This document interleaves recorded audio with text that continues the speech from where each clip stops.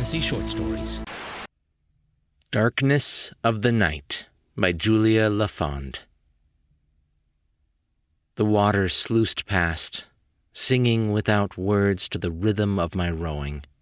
The current's melody rang out in clear tones, punctuated by the droplets that fell from the oar's blade like my own tears. This river, dark gray beneath the clouds that blocked out the moon and stars, understood my sadness in a way no human had.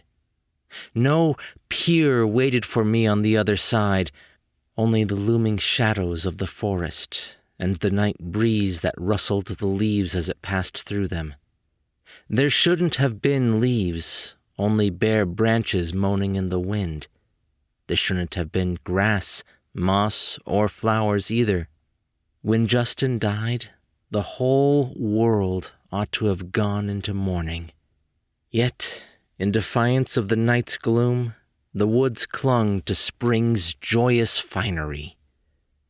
When I lost my fiancé, no, my husband, if only for a few hours, I lost my entire world. But the outside world barely noticed his absence. After the passing of a mere 2 months, even his parents urged me to move on. I moored my boat to a sycamore with peeling white and gray bark. Leaning against the trunk, I pulled my rings tighter on my finger. I would not play the part of the widow, with clinking gold and diamond weighing down the chain around my neck. Not when there remained a chance to bring him back. Stumbling through the shadows, I fell again and again. Each time, the temptation to resort to my phone's flashlight grew. I gripped my case tighter, resisting the urge. This would only work in the darkness of night. Without warning, the cave mouth loomed over me, threatening to engulf me in inky midnight. My mind buzzed with every nightmare I'd ever had, and every gruesome tale I'd ever heard. The hair on the back of my neck stood up, and I glanced over my shoulder, half convinced a monster prowled behind me. Only the quiet of the forest lay behind me. Heart racing, I turned back and plunged into the earth's maw. No monster or nightmare could ever compare to what I had already suffered. Closing my eyes, I pictured Justin, his warm sienna skin, his glossy black hair, and his brown eyes that sparkled with every dimpled smile. For him, I could do anything, and I would. The darkness was unwavering. The stony floor sloped forever down. There was no way to know how far I had walked, nor what depths lay ahead. Yet, somehow, I knew when I had arrived where I was supposed to be. I stopped and sat, gripping my case even tighter. "Darcy Blake," the voice rumbled through the ground beneath me. "Why have you come to this place?" It was as if my entire body turned to ice. I could not move, let alone speak. All thoughts slipped from my mind, replaced by the swirling shadows that enveloped me. "Have you nothing to say?" he said, breaking the silence. "If not, you should leave this place at once." Never. My bones ached with a cold fury at the thought of such cowardice. Though my tongue remained paralyzed, my hand did not. I opened the case and withdrew my violin.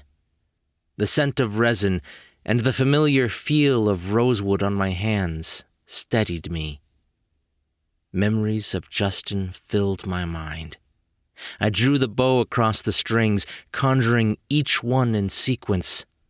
The stone walls echoed with joy as I remembered our awkward first meeting, our bashful courtship, and at long last, our engagement.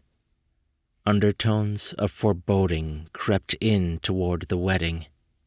So many things had gone wrong.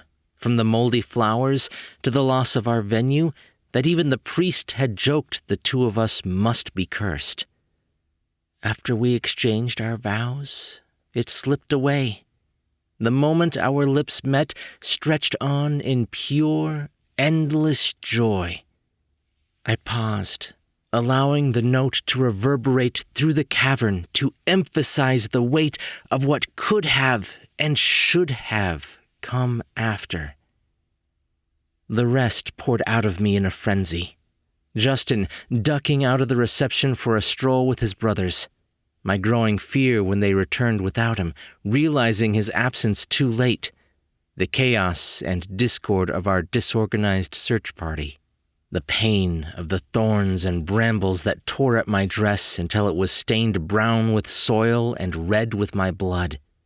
The searing agony, finding my collapsed husband, giving way to determined hope as we rushed him to the hospital. Finally, the soft-spoken doctor, whose words plunged me into the abyss of despair in which I still drowned. Silent tears flowed down my cheeks.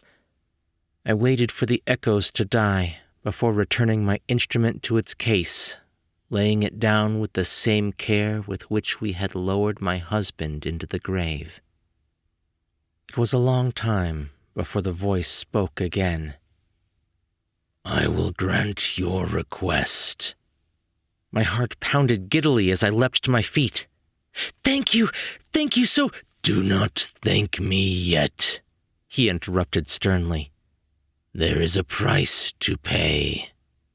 I nodded, steeling myself for whatever it might be. No matter how painful or difficult it was, I would pay in full. "Speak the name of your beloved," he commanded. At that, I hesitated, knowing all too well that names held power. But what power could I give him that he did not already hold?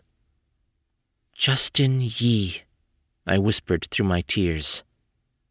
"Justin Yee shall be returned to you," he replied, "when the moon is dark in 2 months' time. Until then, you must speak his name no more."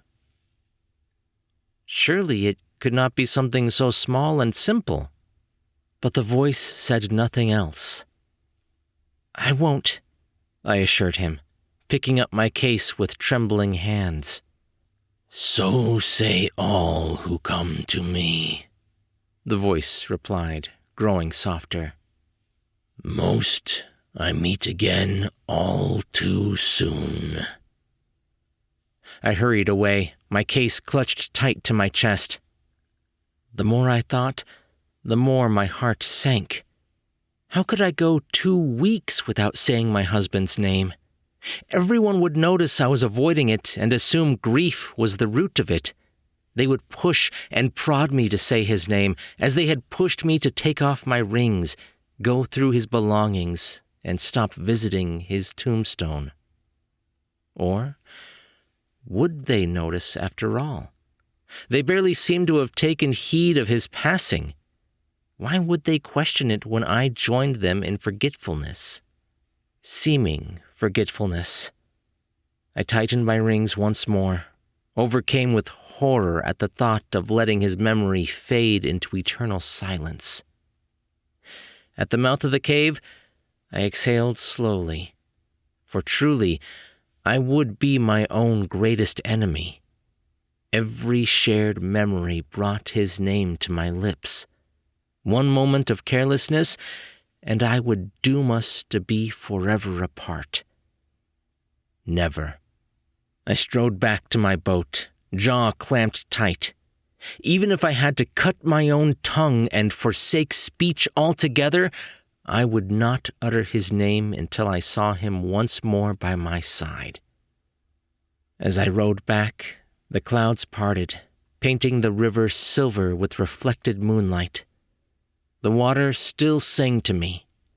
I could not tell whether it was a melody of sadness or hope.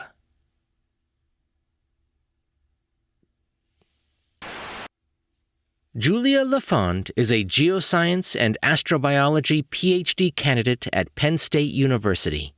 She's had short stories published via Alternative Holidays, B-Cubed Press, Utopia Science Fiction Magazine, and Caustic Frolic. In her spare time, Julia enjoys reading and gaming. Her website is jklafondwriter.wordpress.com. Hey guys, I hope you liked that story. This one is definitely very different from the last story I got from Julia. That one was more of a sci-fi comedy, but I think she really nailed both of these. So if you like this story, be sure to check out her other one, Missing at Language to Language. I'll leave a link in the description to where you can find it.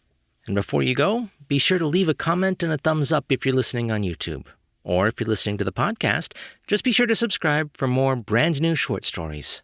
I'm Chris Herron, and that's it for today's Tall Tale TV.